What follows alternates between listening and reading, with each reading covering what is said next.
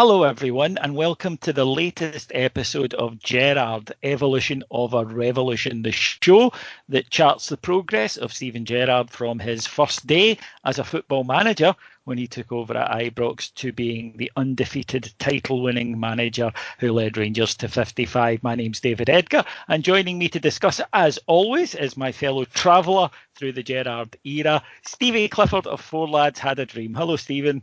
Hi, David. Very excited to do this episode. It's the one we've kind of all been waiting for, the championship season. Well, the good thing about what we do in terms of being fan media is that, of course, we have the freedom to do whatever we like. We can go off in different directions. We can go off in tangents. We tend not to plan too much of our output in general.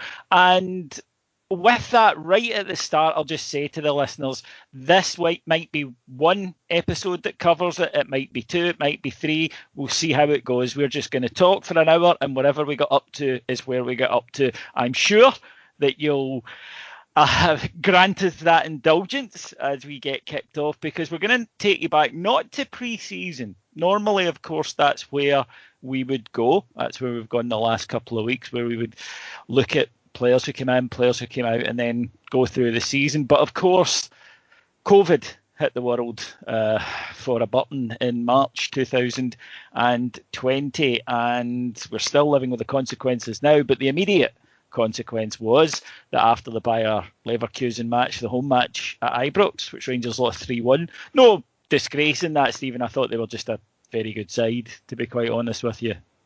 Yeah, they were. A real step up in quality of where we would love to be and where we are just slightly off. And if you look at it in terms of, I think that they're the levels of the Porto side that we beat at home, slightly above it perhaps when you look at like Kai Havertz moving on and things like that. So that's really the level we want to aspire to. And I think in our form at that time as well, we just weren't quite able to match them. I'd love to see us, though, David. I would love to see us play them, or I would have loved to have seen us play them both going, at form, strength to strength, because I think it would have been a cracker. But it was a kind of night that was surreal because everybody knew, I think, during that night that this would be the last time we would be at a game for a while, but nobody would expect what was about to happen, that's for sure. No, it was a surreal experience because already the warnings were being given. There was talk of a lockdown, and of course the Old Firm match that weekend, which was due to take place on the Sunday, was postponed, and of course would never take place because what happened then was slightly different from what happened in a lot of leagues around Europe, where countries tried to find a way, it seemed, to get their season finished at some point. And of course, we only need look at England to see how they managed, in fact, to do that and to complete their season in the summer. The SPFL and the SFA didn't seem in any way inclined to do that. And in fact, as we would find out over the next few weeks, railroaded several clubs into voting for this withheld money, made it clear, really, that the money would not be paid out to the clubs. Couldn't, we were told, be paid out to the clubs. Didn't give them the full information to get the vote put through, with the outcome, of course, in my opinion, and I'm biased, but the outcome was designed to make sure that Celtic won the title and were just given that particular title. And that, of course, ended up with several other clubs right down the pyramid being very badly affected. Hearts, of course, were relegated. Partick Thistle, of course, were relegated. Teams were denied promotion opportunities. And what then happened was a couple of months scramble where it seemed at time that Rangers were the only club who were actually standing up to the SFA and the SPFL. Rangers called for an investigation. We're told, well, you can't have one because it would cost money. Douglas Park said, I'll pay for it. Still couldn't get one. The Rangers called for the suspension of Neil Doncaster and removal from his position, but did not receive the backing. We were told, famously, Peter Lawwell gave a rousing speech in defence of the SPFL, the SFA and the status quo. That will come as no surprise to to anybody who's been paying attention over the years. And I think it was a situation that got very heated, that got very nasty, that got very personal. I think that Rangers FC and Rangers supporters have been completely exonerated over the course of the following year, Stephen, when it has become clear that everything that Rangers said was true. But we remember, of course, the document that Rangers gave, which listed things that weren't being told to the clubs, like things like, we will owe TV companies this much money, we will, if we don't complete these fixtures, that hadn't been given to the clubs. But far too many of the clubs, for whatever reason, decided that they would back this regime, and many have since had reason to complain about that. Yeah, I mean, how do you sum up that period, that 2-month period, without saying the word farcical, David? I think from the get-go, we knew as a fan base that it was being designed for one purpose and one purpose only. And even when you look at it now, the way it all transpired was quite frankly shocking. The original vote, going in favour of Rangers in terms of what they wanted to happen. Not obviously Rangers' vote, but in terms of what we wanted. Only to find out then that this mysterious email had been lost and then changed, and then there was the offers of financial help and friendlies and player loans and all sorts of stuff that amounted in a way to backwards bribery, and it just nobody ever really investigated it. Nobody ever really cared.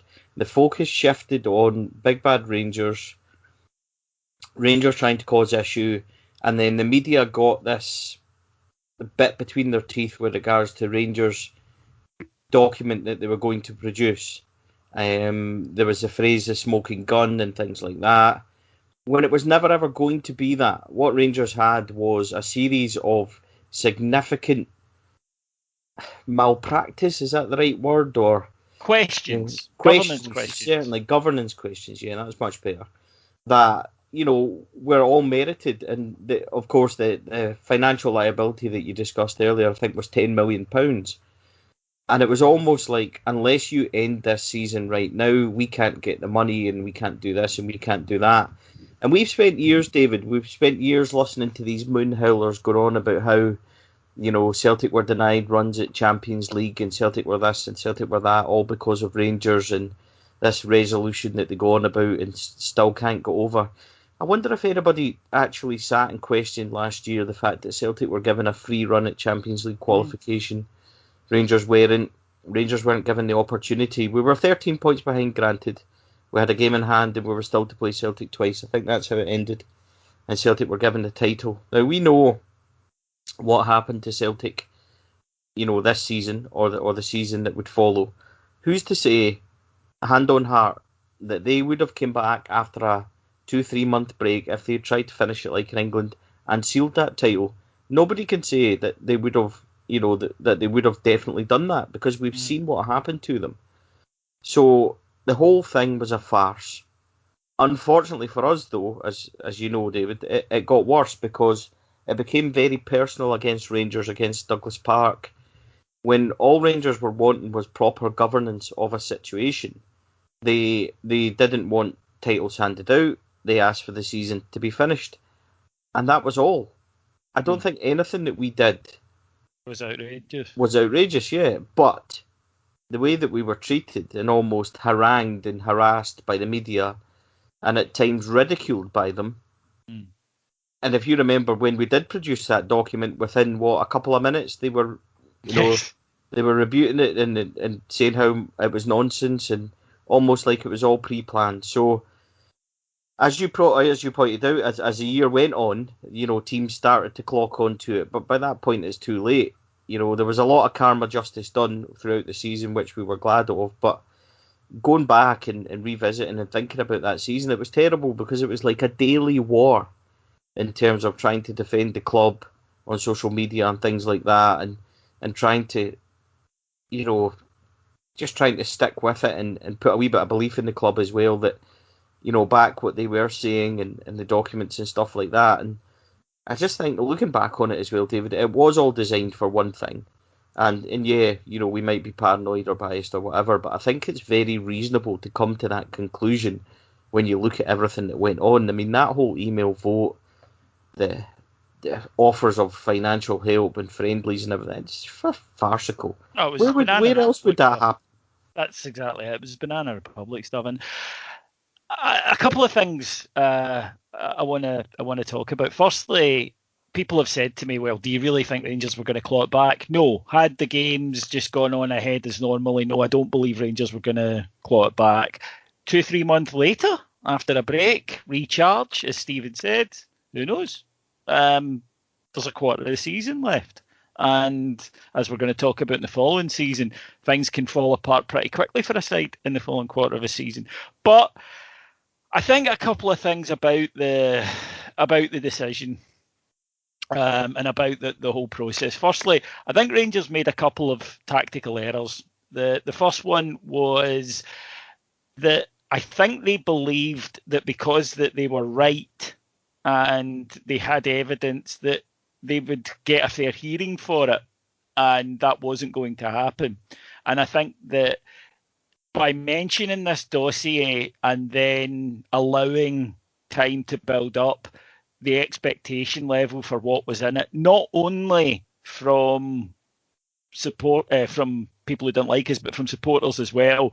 I think that the build up meant that it was never, short of containing pictures of Neil Doncaster up to no good, it was never ever going to satisfy, and therefore it allowed people on the other side to paint it as a flop when.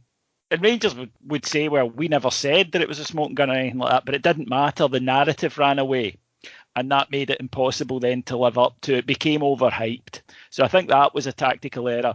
And the other one was the phrase used in one of Rangers' press releases, we will not be found wanting. And that's great, and long-term that's what it is. But again, it gave the support the impression that this was right there and then a fight to the death. And I was saying a lot on the shows, or daily shows that we do at Heart and Hand, this is going to happen, okay? Celtic are going to be handed the title because it's going to come down to votes, and there are more votes the other side of this. Rangers can't change that. And I think people get, understandably, when something's so blatantly unfair and unjust, that they get angry, and that anger can get displaced. And I think a lot of it went on to the club for, well, you didn't fight it. And they did fight it, they lost. And I think sometimes we have a difficult way. I think sometimes as Rangers fans that if Rangers do something and don't win, we just assume they didn't do enough, that there had to be something they could do. Sometimes the deck is just stacked against you, but I don't think Rangers helped themselves in how they presented that case. And I think that looking back, they would hopefully learn from that it's not always about being right. It's sometimes about how you play it. But no matter what had happened, I'm saying that's just an observation from me. It wouldn't have mattered. What was going to happen was going to happen. Peter Lawwell had spent years putting people in place at the SFA and the SPFL. And regime change was a long-term aim for Rangers, but I think that the situation was allowed to develop that if Rangers didn't get rid of everybody there and then, they'd lost and the other side had won. And I think that Rangers went into an impossible situation that they were never ever going to win, and the fans came out of it disappointed, and that was, I think, an error, an unfortunate one. The positive long-term effects of it is that Rangers, I think, has become quite clear through this season, and even recently we're hearing St Johnstone saying, we have a very good relationship with Rangers, Aberdeen, Hibs. A lot of clubs had their eyes opened that summer to what was going on, who the chosen clubs were, who were in, and I'm not just talking about Celtic here, but people who have representatives on the SPFL board, for example, were very self-serving and shameless, even throughout the lower divisions. And I think that long term, that has become a very potent and powerful thing. But in the short term, the way I always describe it is it's a war. Sometimes you lose battles in a war. it doesn't mean you've lost the war, and it's who comes out of the eventually. But I think that expectation levels were raised to such a fever pitch that there was simply no way they could be matched. Yeah, I think that's all fair. The one thing that I kept thinking when you were talking there is short-term pain, long-term gain, in terms of making friends or even highlighting some of the things that were, some of the governance issues that were in place at the SFA, the SPFL, etc. So it's just that I find it difficult to express in words how disappointing the whole situation was last summer, or I suppose spring. Last spring, in terms of it was almost like it wasn't inevitability what was going to happen, but the coverage of it and the way that we were portrayed as a member club simply by asking for clarification and questions on simple governance, and I think we had a case in terms. It maybe wasn't the case that it was made out to be by the media. I don't think by the club. I think by the media. But in terms of that, I just think that we were never ever going to win, David. We were never ever going to. Even if we had those photos you talked about, it wouldn't have been. Well, look at these photos. It would have been well. What were Rangers doing there, taking them? Yes, and so, that's the fact. You could have presented any evidence because there were clubs who were going to vote the way they voted regardless. And the whole thing left a very bitter taste in the mouth. But what then happened was obviously a period where we were locked down, and that affected rich man, poor man, didn't matter. So Rangers couldn't train together. But this period, Stephen, I think already has taken on a significance in the mind of us as Rangers fans, because something happened in that period. And Rangers kept in touch with the players, all the way down to the youth players. They didn't want anyone to feel isolated. Players were given training, exercises, regimes, diet regimes, etc., to do at home. There were Zoom calls aplenty. As I say, it didn't matter. Doesn't matter what your line of work was, that we all got introduced to this thing, the Zoom call. And I think that what we saw then was the Rangers players in a situation where you can, sometimes when you've got too much time to think, you can overthink it. But for some reason, the Rangers players went away collectively. And the manager has said himself, from the first day back at training in the summer, he knew something was different. I don't even know if the players themselves, Stephen, could tell you what happened in that period. But on their own, individually, with their families, connected, of course, by technology, but still, they all went away and I think looked at what they'd done right, what they'd done wrong the previous season, and somehow came back with they'd somehow managed to surmise, right, we're not that far away. And we spoke last week about the night being darkest before the dawn. They went away and said, we're not a bad side, we're a good side. If anything, we lack belief. We don't lack ability, which is something I think the fans had argued for a long, long time. But they came back, and I'm going to ask you a really difficult question because, as I say, I don't even think the players could tell you this, but what happened in that couple of months? Yeah, it's one of the great unknowns. I suppose we could surmise, David, and we could say that we would hope that the players galvanised themselves, and the sense of perhaps injustice gave them a different mindset into. I think collectively they would have all been really positive in terms of their belief of how good they were. The likes of Connor Goldson, James Tavernier, the real leaders, Alan McGregor, Stephen Davis, they would have been, I'm sure, rallying the troops and telling them how good we were. But there would have been also a bit of self-reflection and determination prompted by these guys saying, we just need to take it to that next level, and that next level will be good enough. And sure as hell, we aren't going to, they've been handed 9 titles, we aren't going to let them get the next one because 55 is much more important. So I don't think we can answer that, but we can certainly hope and surmise that that's what's happened behind the scenes. But as you said, that sometimes when there's a collective, sense of injustice and the team and the squad and the club as a whole come together like we did in terms of things like Zoom calls and the togetherness and just the checking in and everything else, it can breed a togetherness that I think we then showed on the pitch.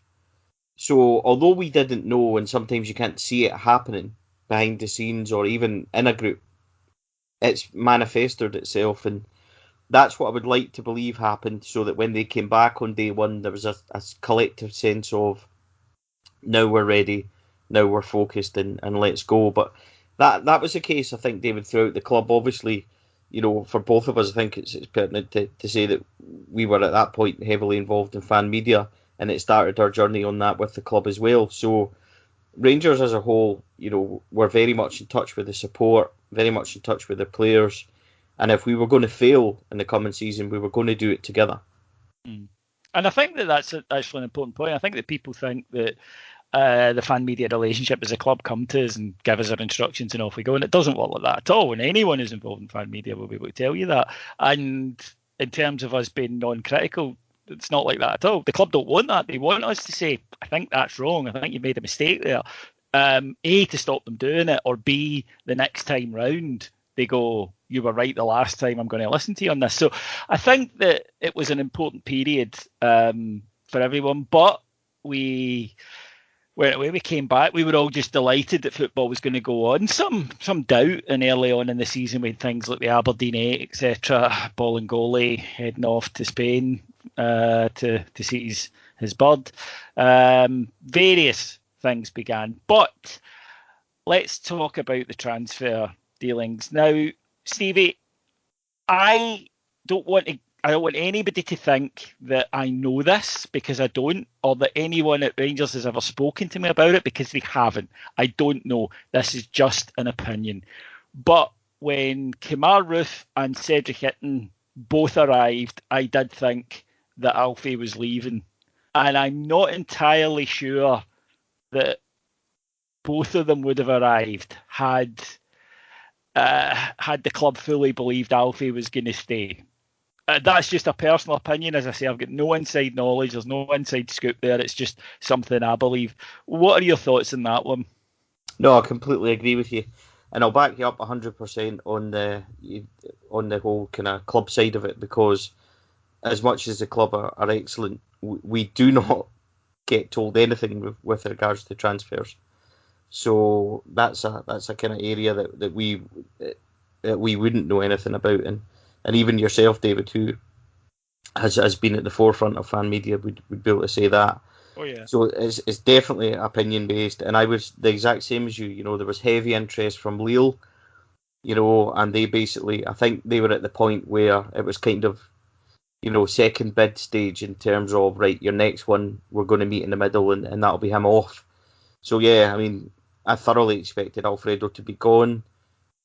I thought that there was enough cover in terms of Roofe and Itten and Defoe, Hadji and lots of options there. So I had kind of made my peace with Alfredo going. We had left it at the end of the kind of, the cut season, that he had missed the games at Hearts and things, and a bit like the season before and he's sending off at Parkhead, that I think that if he had went then, it might have been the right time for him. So I don't think there was much, how do I word this? I don't think there was much resistance to him going. There was more of an acceptance that it was definitely Alfredo's time. And like you, at that point in time, I fully expected Alfredo to be going. I think Roofe was a long-term target, and I think he was somebody that the club wanted to bring in. Does Cedric Itten arrive if Alfie isn't, as I say, maybe perhaps going? Maybe not.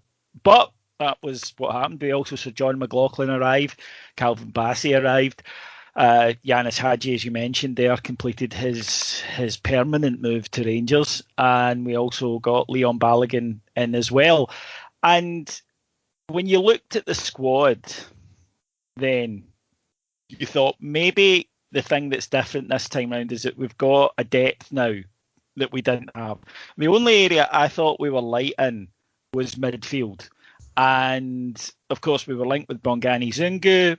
Didn't happen. And then on the last day of the window, Bongani Zungu came in on a loan deal, as we now know, with the benefit of hindsight. It didn't really work out, and he's going again. And I wonder if perhaps we were linked to 1001 players.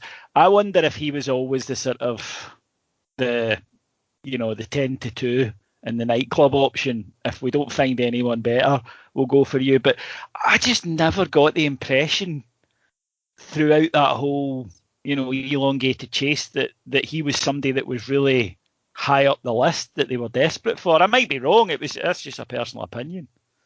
I think if they were desperate for him, it would have happened earlier. So there was obviously the stories that he was over here or in Britain, and there was kind of, they didn't reach an agreement on costs and things like that. So that tells me that we weren't quite sure. Now, in terms of how the deals worked out, we were entirely correct, and that's proved to be good business sense, because it's undoubted that I would think that he's maybe pushed for the move, went back to Rangers and kind of said, well, take him on a loan to buy kind of move, and if you like him, you can get him for that amount. So, which I love those deals, but I'd be all over. See if any time there's the option to get a guy for a year, and then a set fee, not his value can shoot up, and a try before you buy. I suppose I love those. Yeah, I mean, it's worked out perfectly in this case, because if we had paid the $4 million for Bongani Zungu, we would all be sitting right now saying that it's a deal that's not worked, and if we get half that back, then we'll be doing well or whatever. So Ross Wilson again has proved shrewd in that marketplace, and we know as well that he's paid less than what we expected for Yanis Hadji, which is going to be a magnificent signing for us on the pitch and off it financially. So it was good work last summer. I would agree with you. I don't think Bongani Zungu was target 1. He might not even been target 3. So he did come in, and to be fair to him, he played his part like all of them did. Yeah. But the big news in terms of the summer was the Balogun deal, because Niko Katic had been injured. So that kind of rocked us in pre-season and gave us a bit of a headache in terms defensively. But Leon Balogun would turn out to be a masterstroke. Yeah, especially on a free, and not only. I think the guys like him and McLaughlin coming in, it's not just about their ability, which is great, and their ability to step in when you've got injuries, but it was more about experience. And total pros. And I think that they just came in and they were calm. And Ruth, that bit of arrogance that he has, that I think is a good thing, And I always go back to something Sir Alex Ferguson said about buying a new player every summer, even if you've got a great squad. He said when a classy player comes in, it's a boost to every day at training, because the other players all go, oh, he's good. I want him to think I'm good. So training kicks up 10%, He says it's not only about what they do on the park, it's about what they bring to the whole squad. And the most difficult thing about any look back when you know the outcome is not to talk about it with the 2020 hindsight. We know that Stephen Davis and Glenn Kamara had outstanding seasons, 8 out of 10s every week. But if I'm being totally honest with you, last summer I looked at the defence and I thought I'm happy with that. Yeah, I like Patterson's going to be cover for Tav. We've got the two centre halves at the time. We still had George Edmondson. We've brought in Balogun. Happy with that. Happy with the goalkeepers. Borner's a left back. This young guy is in a bit of potential there. All good. Up front, delighted. Loads and loads of options. We've got Kent, Morelos, Roof, Vita and Hadji. Right, great. I did look at the midfield and I thought, because I had concerns about Stephen Davis from the previous season. Glenn Kamara, and I'll admit this now, and I was totally and utterly wrong, and I'm delighted to be. But last summer, when there was talk of a big move for him, I thought I would take that, because again, people might forget the way he'd ended the season. His confidence had totally gone, and he was all over the place, in all honesty. But that was the one area I thought that might bite us in the bum a wee bit, and it didn't, and I'm delighted about that. But looking back, I need to be honest and say I did look at the midfield and go, I'm a bit worried a bit in there because, and it would turn out to be true, that Ryan Jack and Scott Arfield are super players, but they pick up injuries. It's just a fact. They do, and they would do this season. But twin rocks in Davis and Kamara. Yeah, I was the exact same as you, and I remember having this discussion with Adam Thornton, who obviously is big on the tactics and has the show on Heart and Hand and things, and I feel always carries a kind of insightful opinion. And mine was the exact same. That I felt that the midfield was like David. I thought that beyond Davis and Kamara and Jack, I didn't know if there was going to be a lot there. So I definitely had concerns there, and it's not a position in the squad that he's heavily invested in. I think that's still to come. I think that this summer might be where we invest and where we probably should invest, to be honest, because I think we've got a plethora of good players in goalkeeping, defence and attack, but midfield I think we've got 3 or 4 that are very strong, but like we're almost in the exact same position actually a year on in midfield that we were last summer. But the way that they would go on and perform, David, as we've said, and with hindsight, was incredible. But exact same as you, Kamara, I mean, you make a fabulous point on. He had a horrendous time at Tynecastle and basically just stopped after that. He had a rough time in Europe as well. I remember Hamilton at home, he struggled quite a bit too. So he hadn't ended it well, but we know the qualities of Glenn Kamara. So at that point, a move for him, I would have been the same as you if we were getting fees that were mentioned. I think it was 8 to 10 million for Kamara. I think we were looking at if we were looking at reinvesting that, there wouldn't be too many of us that would have said no, similar to what Alfredo positioned at the time as well. But thank goodness we didn't, David, because as you see him now, playing at the top of his game in the Euros and things, we're going to make a lot of money on that boy, obviously. And he's a fabulous, fabulous talent.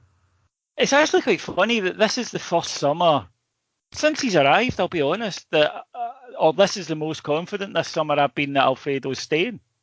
That every other summer, for whatever reason, I've always felt that there's a decent chance he's going to go this summer. And I'm not saying he won't. Somebody could come in with a huge bid tomorrow. We know that, but he just looks much more settled now. Well, he does. He's well documented. He's bought his new house. His wee one's obviously been brought up here. He's settled. He would change. His whole dynamic would change after, I would say, probably December time when he got his goals and things, and they started to come. He had a huge influence, and it's probably an influence in the season that's understated, which we'll discuss as we go through it. In my opinion, I think he doesn't get the credit he deserves because he was magnificent and really prominent and vital for a good while. But I would agree with you. I don't expect him to leave, as weird as that is. But that might change depending on how he does in the Copas. If he has that performance for Colombia where it sparks the media interest and gets the scouts watching him and things like that, it can happen so quickly.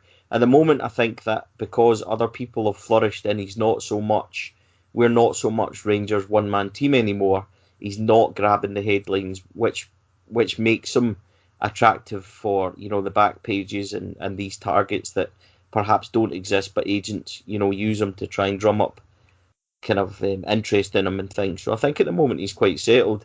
Like you, this is the one where I don't expect to lose him because we have expected it every summer since. So hopefully that, because we all know how vital he is, hopefully, unless we get that huge offer that could be, club changing and beneficial for us, I don't see him going anywhere. Well, I hope we're right, but it's a nice place to be in because you know that he's not agitating for a move. If he goes, he goes, because we've got a huge bid.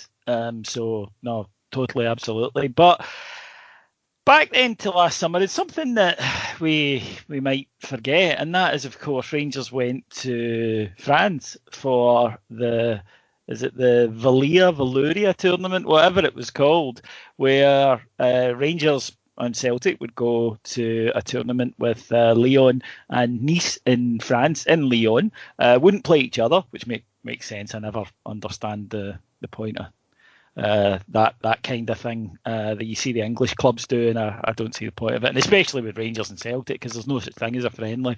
But we beat Lyon. I think we were all very pleasantly surprised at the level of performance. And then we beat Nice 2-0, and we won the trophy. And a lot of Celtic fans were laughing when Tav lifted it, and they said, "Lol, look at you celebrating that." Well, it gave him a taste, I think it's fair to say. Yeah, it did, and we were actually excellent over the course of pre-season last year. Joe Aribo really started to excite people in terms of what he was doing. Yanis Hadji seemed to come back and look settled. And that, bringing him in early and then signing him, everybody was saying that's going to be a masterstroke because he was settled, and, he went on to have another good season as well, as did Joe Aribo. But we looked in the mood. But more importantly, David, defensively, Connor Goldson looked like he had got his act together. And I don't say that as that sounds harsh, but it's not meant to be. But we know that he had a bad ending to the curtailed season in terms of form and things. He had lost his way. Philip Hollander was, of course, back, which makes a huge difference. Leon Balogun instantly looked comfortable. So there was lots of little factors in there that made it a really positive trip for us. And yeah, they did take the piss and they did laugh and everything else. But instead of laughing at that point, they should have been probably sitting thinking they beat a couple of really decent sides. They look, at worst, they look like a really difficult side to beat. They look really compact and organised. And that would have been a sign of things to come for us. But like everything else, David, their complacency and arrogance would be their downfall. Rangers looked like they were in the mood. They looked like they were ready. And, France, looking back on it now, it might be funny or people might laugh, but maybe that wee taste of success was enough for them to say, right, we have got it in our sights. We are capable. Let's now kick on. I'm claiming that's what happened. Why not? Why shouldn't we? Yes, exactly. So, yeah, all down to that. But no European fixtures early, no July European fixtures this year because, obviously, as the world was still getting to grips with COVID, that we didn't know if you'd be able to travel, if it would go ahead, and it was decided then that it wouldn't start until the September, and when it did, it would start with only one leg ties all the way through to the qualifier. It would be a one-off match, home or away, just like a domestic cup. But that left us free in August then to just concentrate on the league, and we went up to Pittodrie opening day. It's never an easy place to go, especially not for Rangers, and especially not opening day. A surreal game, Stephen. I watched it on the TV, as we all did, and it was odd. And Rangers took the lead in the first half, a lovely goal through some great play by Alfredo Morelos to send Ryan Kent away. He tucked it away. Second half, not a lot in it. Aberdeen didn't offer anything really going forward.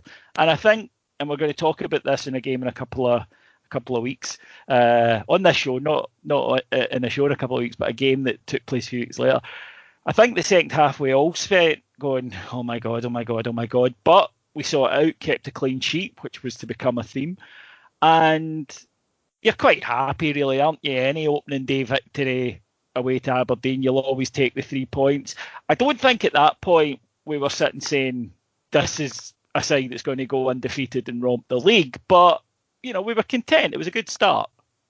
Yeah, it was. It was a very much like job done. We done exactly what we needed to do. I think, although, as you pointed out, we might have been sitting nervous within ourselves, I don't think the team were, because defensively, we were absolutely solid. Aberdeen obviously had their issues up front. I don't think they had a striker that day. So they weren't a threat at all. And although we won 1-0, it was a very comfortable 1-0. Instead of it being people who look back on it and saying, oh, that might have been close. Well, it wasn't. So Rangers were very much on the ball, off and running. It was overshadowed by Celtic winning 5-1, I think 6-1 maybe against Hamilton that weekend. And people had already said that the title was in the bag for them. So we were off and running. We didn't get the kind of headlines. We didn't get the fanfare behind it or anything like that. It was very much job done. I think we would have been very happy with that result, David, because the year before, obviously, starting at Kilmarnock and it being a tight game and winning as well, you know how important it is. So, off and running, always a difficult place to go. It's immediately, it's one of those fixtures where you can tick it off and say, well, we've already got over a little hurdle, and it's the first game of the season. So, exactly. I would think only one more trip there. Yeah, exactly. I would think that on the back of France and in the back of going to do that, knowing then that we had a couple of home games to come, I think that everybody would have been pleased. 2 home games followed, 3-0 victories over St Mirren and St Johnstone. 2 good performances. I was fortunate enough to be there, as I was at every home game last season. And again, the bizarre nature of it. And this is something when people say it suited X club or it didn't suit X club to play with fans, no fans. And one of the things I've been asked a lot is, do you think that it's benefited us? And I always say that, firstly, it was strange for every player. And I don't care which club they played at, but any club who played in front of players, because it was weird. It really was.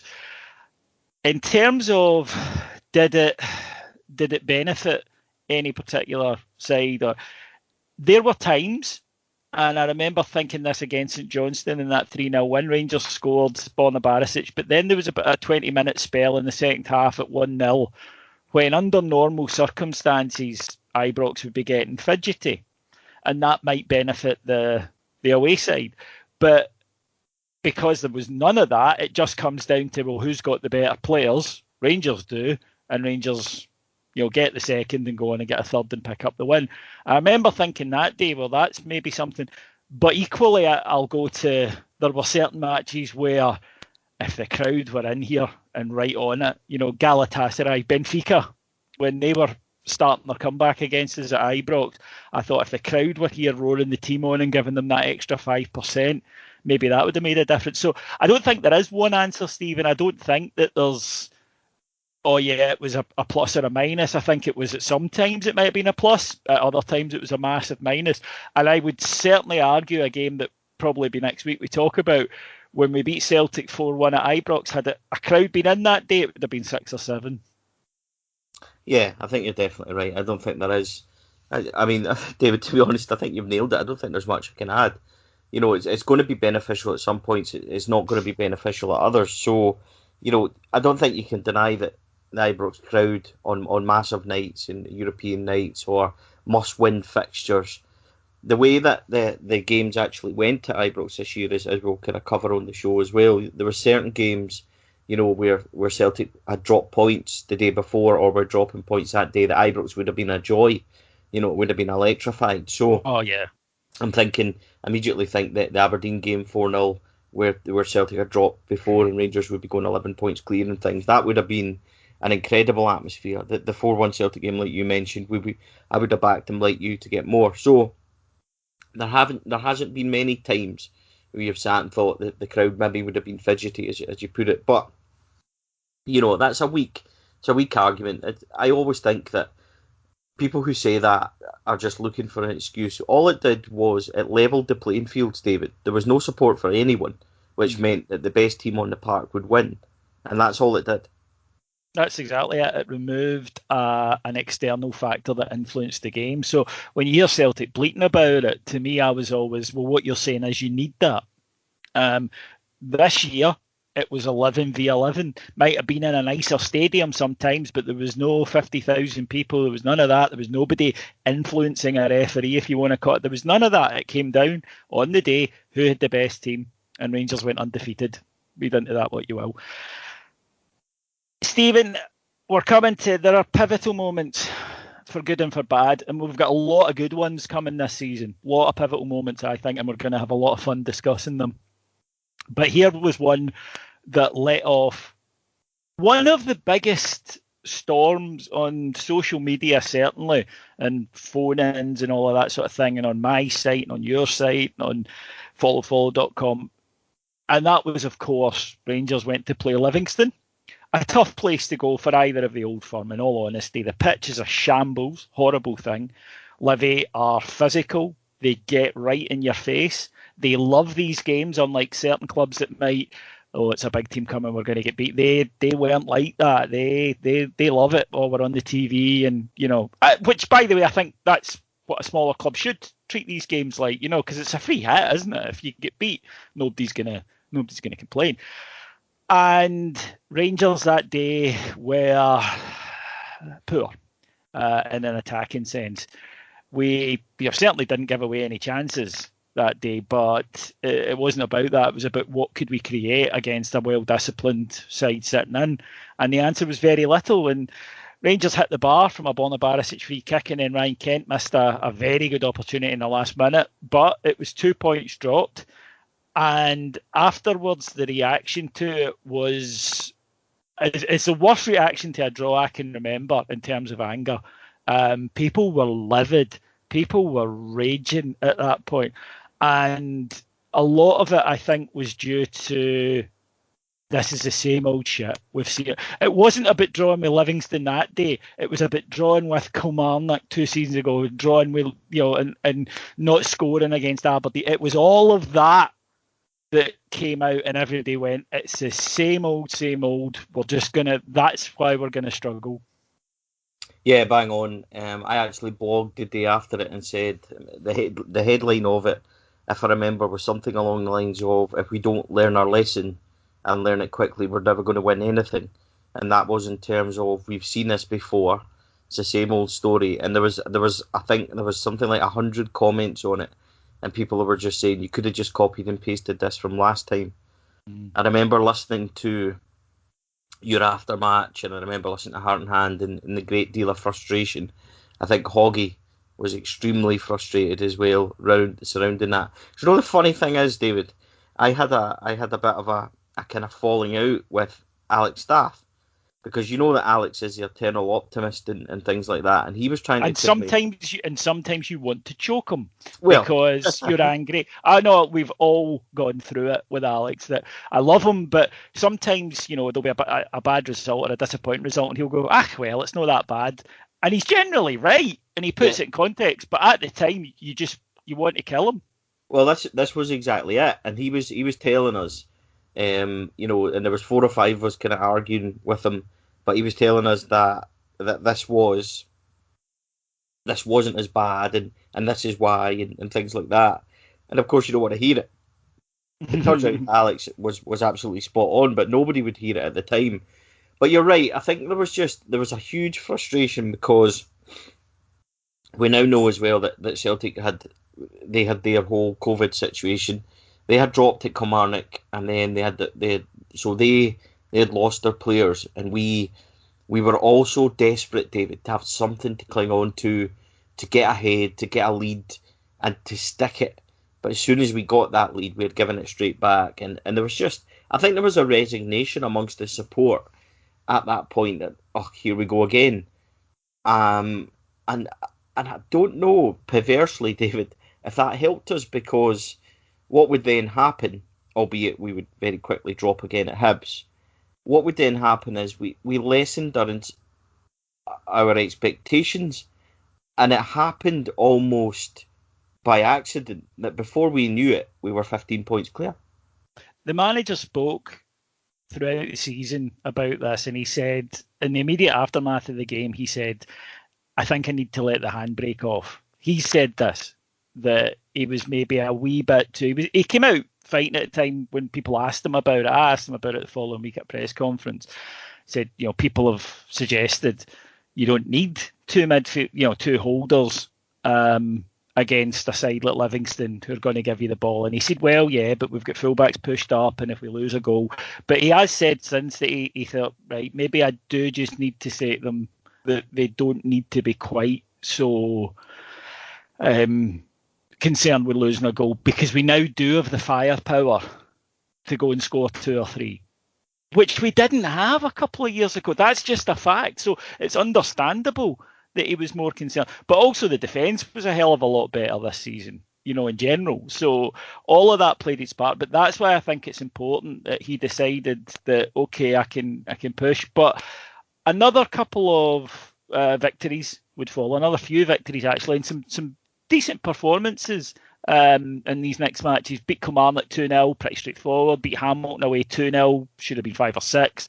And then we spanked Dundee United 4-0. Excellent performance. And in this performance, Scott Arfield sort of busts into the team and will become a very important player for the next 2 months. He scores a great goal, and his contribution over the next few months is huge, particularly in Europe.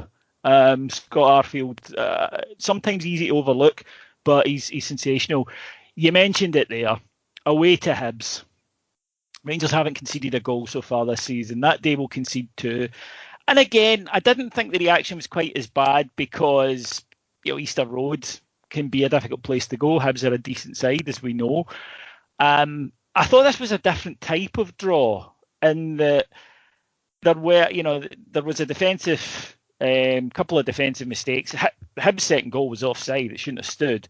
And Scott Arfield, although he scores a wonderful goal, he misses a sitter that would have got us the points.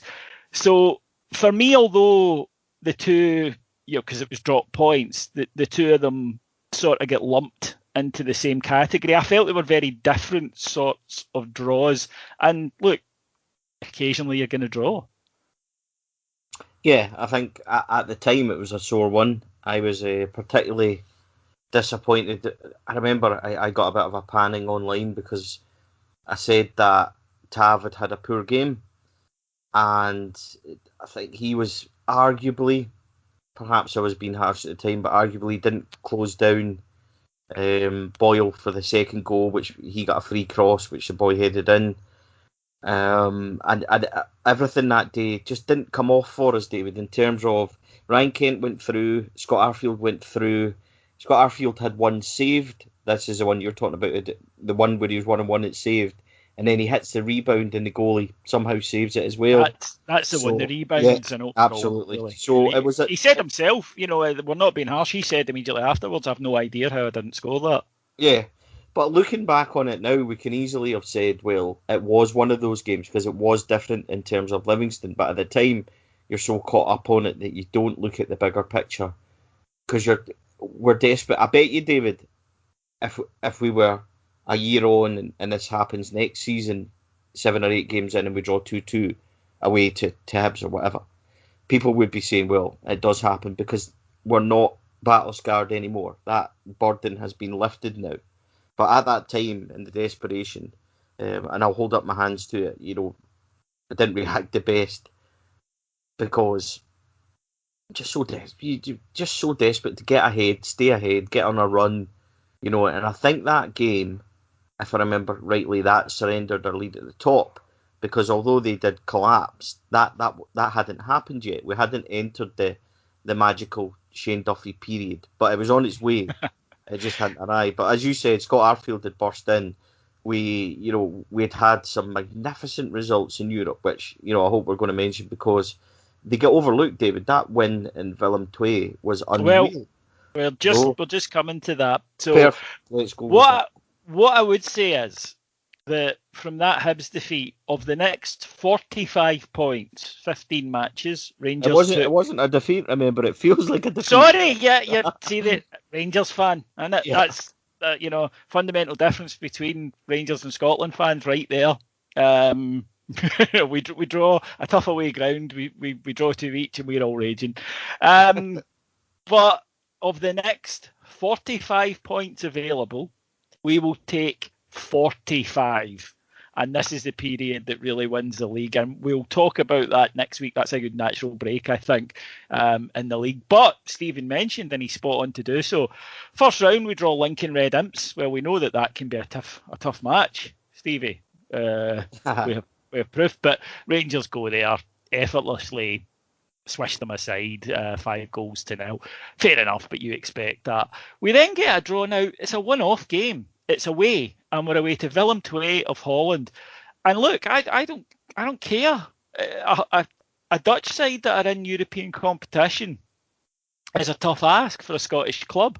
I think there are a few underrated European results in Gerrard's time. Porto, that you mentioned, is hugely up there for me. But Rangers go to Holland, the Netherlands, good footballing nation, and spank this mob 4-0. absolutely destroy them. We were sensational that night. Yeah. I don't know if it's going to be, outrageous to say this, but I think Gerrard's finest result in Europe. I think it's massively underrated, and I don't think we got the credit we deserved at the time because the team were magnificent, defensively solid, and attacking wise. I think that this is where we started to see the belief in guys like Ryan Kent, because Kent was amazing. Yeah, he was absolutely sensational. But I think that was to be the pivotal moment for Ryan Kent in his belief system for the season ahead. And that'll sound really weird, and it's not meaning to be, but what I'm trying to say is that gave him the belief and the encouragement to know that I can be the major player in this team. Now, we'd seen little sparks of it, like the Livingston game, like Hibs. He had tried to be the match winner in those games when we needed him to be. So we'd seen signs of him taking more responsibility, but that night in Holland, I think he grew into being a proper Rangers player, and he would kick on and be magnificent. I think he's been tremendous this year. But that night in Holland, he was brilliant. We became a set piece danger that night as well. A couple of really good headers. Philip Hollander's header, a particularly good header from a kind of well worked corner kick, if I remember rightly, which we then, I think, Tav swung it in and he bulleted in.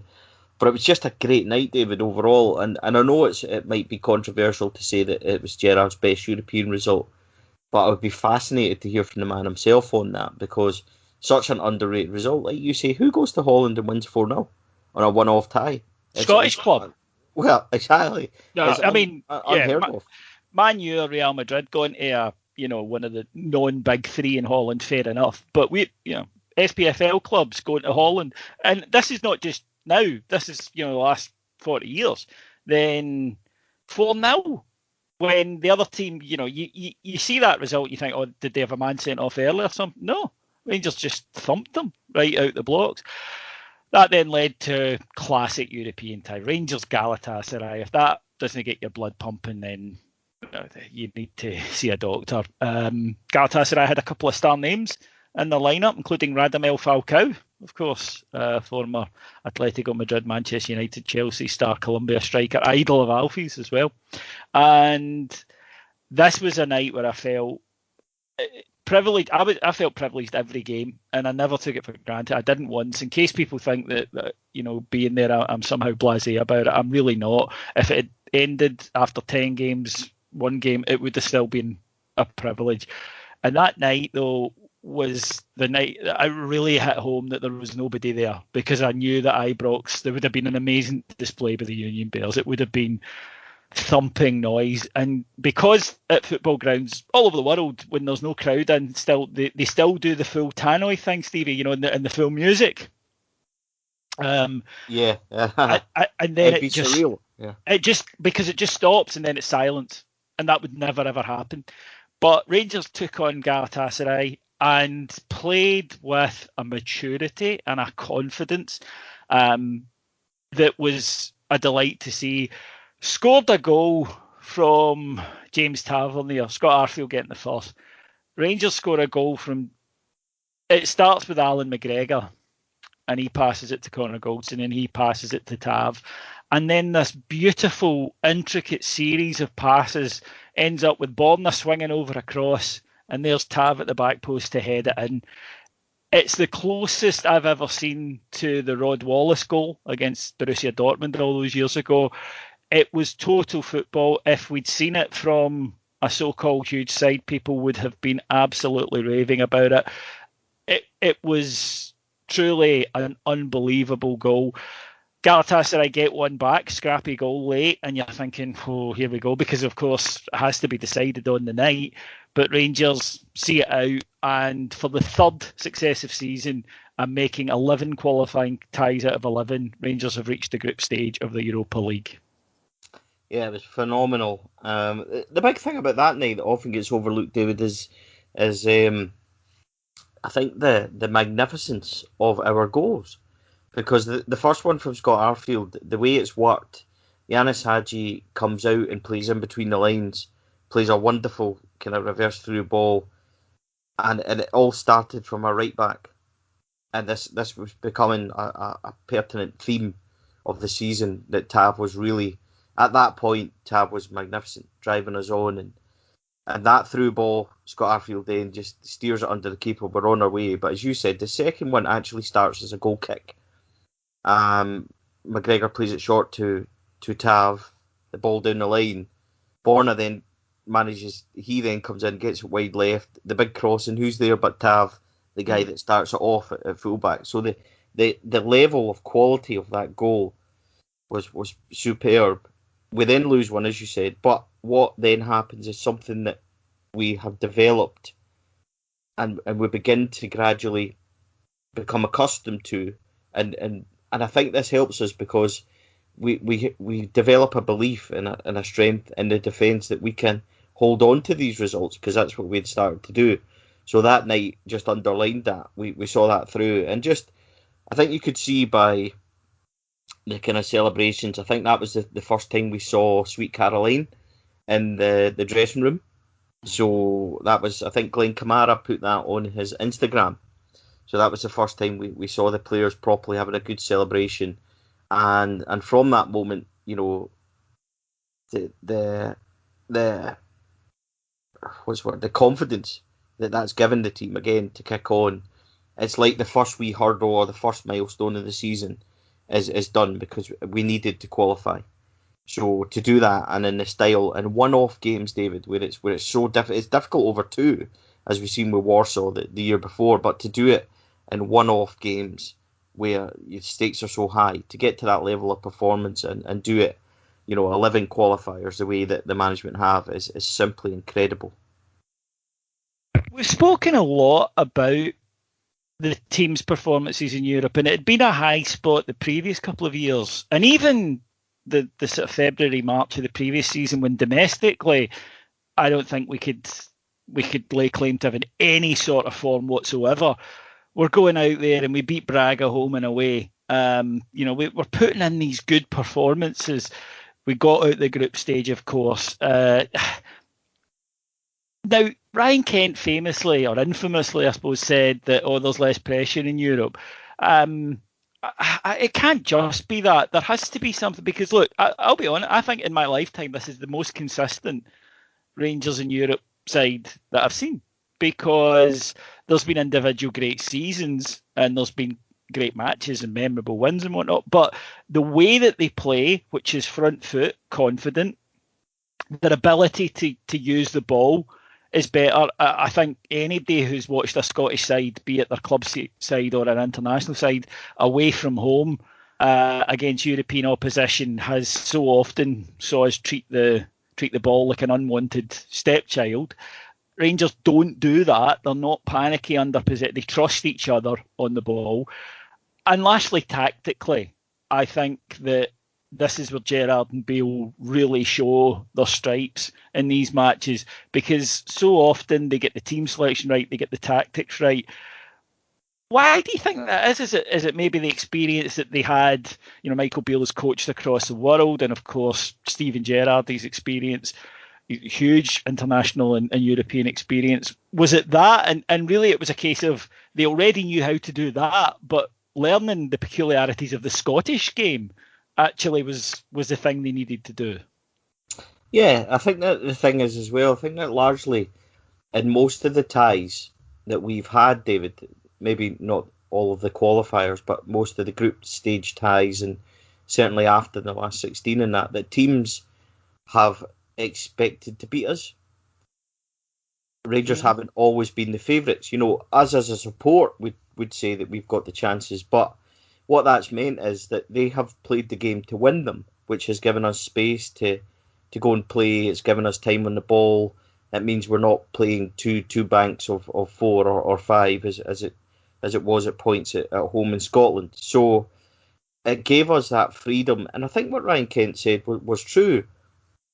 And what I would like to think would happen now, David, is that now that we've got that championship under our belt, I would like to think that the players would go into the European matches the same way that they would go into the league matches, or they would go into league matches the same way as Europe, as they always have, in terms of we've got the freedom now, with the pressures off us, we can go and play, we can go and express ourselves and enjoy ourselves, because when I see them in Europe, that's how I see them playing. You know, if you look at some of the goals that we've scored, we spoke about it before, but the goal away in Porto always springs to mind, the way that Helander plays it out, Kent flicks it wide to Barisic, touch, wonderful cross, Alfie's finish. I mean, that's magnificent standards of goals.